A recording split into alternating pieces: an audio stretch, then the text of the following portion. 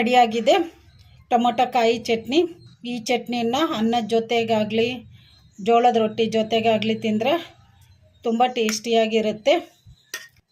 ನಾನು stove on ಮಾಡ್ಕೊಂಡು stove ಮೇಲೆ ಒಂದು ಕಡಾಯಿ ಇಟ್ಕೊಂಡಿದ್ದೀನಿ. ಕಡಾಯಿಗೆ 1 ಸ್ಪೂನಷ್ಟು ಎಣ್ಣೆ ಹಾಕಿಟ್ಟಿದ್ದೀನಿ.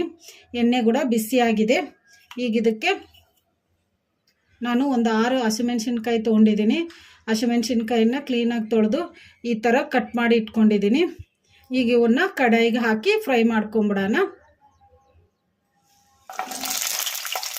ಕಲಿಸ್ಕೊಂಬಿಡೋಣ. ಇವನ್ನ ಮೀಡಿಯಮ್ ಫ್ಲೇಮಲ್ಲಿ ಫ್ರೈ ಮಾಡ್ಕೋಬೇಕು. ಹಸಿಮೆಣ್ಸಿನ್ಕಾಯಿನ ಈ ಥರ ಕಟ್ ಮಾಡಿ ಹಾಕ್ಕೊಂಡ್ರೆ ಚೆನ್ನಾಗಿ ಹಂಗೆ ಎಣ್ಣೆಗೆ ಹಾಕಿದ ಮೇಲೆ ಸಿಡ್ದು ಬಿಡ್ತಾವು ಹಸಿಮೆಣ್ಸಿನ್ಕಾಯಿ.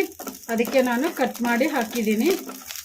ಹಸಿಮೆಣ್ಸಿನ್ಕಾಯಿ ಒಂದು ಸ್ವಲ್ಪ ಫ್ರೈ ಆಗಿದಾವಲ್ಲ, ಈಗ ಇದಕ್ಕೆ ನಾನು 2 ಮೀಡಿಯಮ್ ಸೈಜ್ ಉಳ್ಳಾಗಡ್ಡಿ ತೊಗೊಂಡು ಈ ಥರ ಕಟ್ ಮಾಡಿ ಇಟ್ಕೊಂಡಿದ್ದೀನಿ. ಈಗ ಇವನ್ನು ಹಾಕೋಣ. ಕಡಾಯಿಗೆ ಕಲಿಸ್ಕೊಂಬಿಡೋಣ. ಉಳ್ಳಾಗಡ್ಡಿ ಹಸಿಮೆಣ್ಸಿನ್ಕಾಯಿ ಚೆನ್ನಾಗಿ ಫ್ರೈ ಆಗೋವರೆಗೂ ಫ್ರೈ ಮಾಡ್ಕೊಂಬಿಡೋಣ. ಮೀಡಿಯಮ್ ಫ್ಲೇಮಲ್ಲಿ ಈ ಥರ ಕಲಿಸ್ಕೊಂತ ಫ್ರೈ ಮಾಡ್ಕೊಂಬಿಡೋಣ.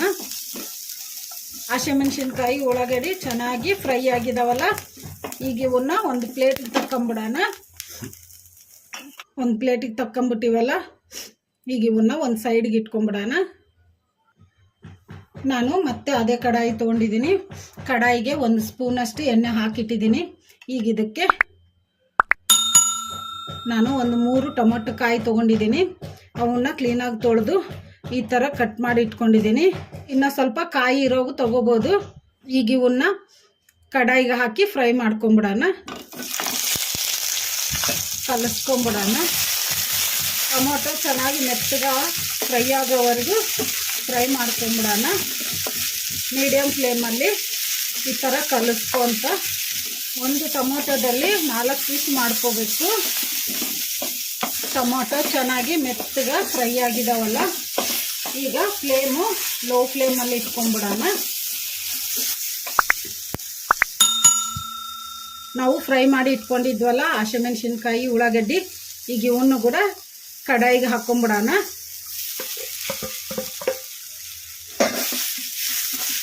ಟೊಮೊಟೊ ಉಳ್ಳಾಗಡ್ಡಿ ಹಸಿಮೆಣ್ಸಿನ್ಕಾಯಿ ಎಲ್ಲವೂ ಫ್ರೈ ಆಗಿದಾವಲ್ಲ, ಈಗ ಸ್ಟವ್ ಆಫ್ ಮಾಡ್ಕೊಂಬಿಡೋಣ. ಸ್ಟವ್ ಆಫ್ ಮಾಡ್ಕೊಂಡಿವಲ್ಲ, ಈಗ ಇದಕ್ಕೆ ಒಂದು ಸ್ವಲ್ಪ ಕರಿಬೇವು, 1 ಗಡ್ಡೆಯಷ್ಟು ಬೆಳ್ಳುಳ್ಳಿ ತೊಗೊಂಡು ಸಿಪ್ಪೆ ತೆಗೆದು ಇಟ್ಕೊಂಡಿದ್ದೀನಿ. ಈಗ ಇವನ್ನು ಕೂಡ ಕಡಾಯಿಗೆ ಹಾಕ್ಕೊಂಬಿಡೋಣ. ಇವನ್ನೇನು ಫ್ರೈ ಮಾಡೋದೇನು ಬೇಕಾಗಿಲ್ಲ. 1 ಸ್ಪೂನಷ್ಟು ಜೀರಿಗೆ ಹಾಕೋಣ.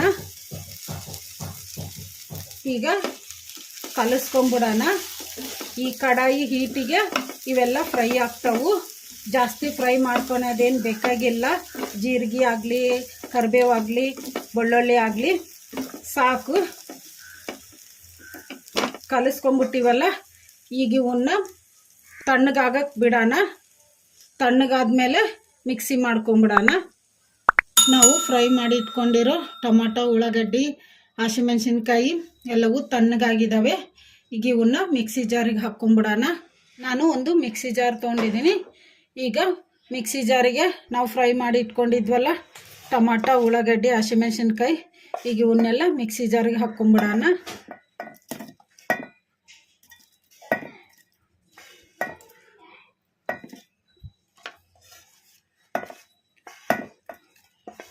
ಇದಕ್ಕೆ ಕೊತ್ತಂಬರಿ ಕೂಡ ಹಾಕ್ಕೋಬೋದು. ನನ್ನ ಹತ್ರ ಕೊತ್ತಂಬರಿ ಇಲ್ಲ, ಅದಕ್ಕೆ ನಾನು ಹಾಕಿಲ್ಲ. ನೀವು ಕೊತ್ತಂಬರಿ ಕೂಡ ಹಾಕ್ಕೋಬೋದು, ಚೆನ್ನಾಗಿ ಟೇಸ್ಟಿಯಾಗಿ ಇರ್ತೈತಿ. ಫ್ರೈ ಮಾಡಿ ಇಟ್ಕೊಂಡಿರೋ ಎಲ್ಲವನ್ನ ಮಿಕ್ಸಿ ಜಾರಿಗೆ ಹಾಕ್ಕೊಂಬಿಟ್ಟಿವಲ್ಲ, ಈಗ ಇದಕ್ಕೆ ರುಚಿಗೆ ಎಷ್ಟು ಬೇಕಷ್ಟು ಉಪ್ಪು ಹಾಕೋಣ. ನಾನು ಕಲ್ಲುಪ್ಪು ಹಾಕ್ತಿದ್ದೀನಿ. ನೀವು ಬೇಕಂದ್ರೆ ಟೇಬಲ್ ಸಾಲ್ಟ್ ಕೂಡ ಹಾಕ್ಕೋಬೋದು. ಮಿಕ್ಸಿ ಮಾಡ್ಕೊಂಬಿಡೋಣ.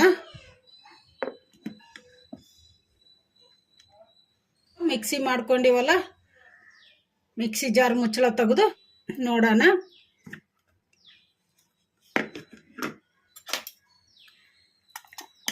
ಈ ಥರ ತರಿ ತರಿಯಾಗಿ ಮಿಕ್ಸಿ ಮಾಡ್ಕೋಬೇಕು. ಮೆತ್ತಗೆ ಮಿಕ್ಸಿ ಮಾಡ್ಕೋಬಾರ್ದು. ನೀವು ಬೇಕಂದ್ರೆ ಒಂದು ಸ್ವಲ್ಪ ಬೆಲ್ಲ ಆಗಲಿ ಸಕ್ಕರೆ ಆಗಲಿ ಹಾಕ್ಕೋಬೋದು, ಚೆನ್ನಾಗಿರ್ತೈತಿ. ರೆಡಿಯಾಗಿದೆ ಟೊಮೊಟೊ ಕಾಯಿ ಚಟ್ನಿ. ಈಗ ಇದನ್ನು ಒಂದು ಬಟ್ಲಿಗೆ ತಗೊಂಬಿಡೋಣ.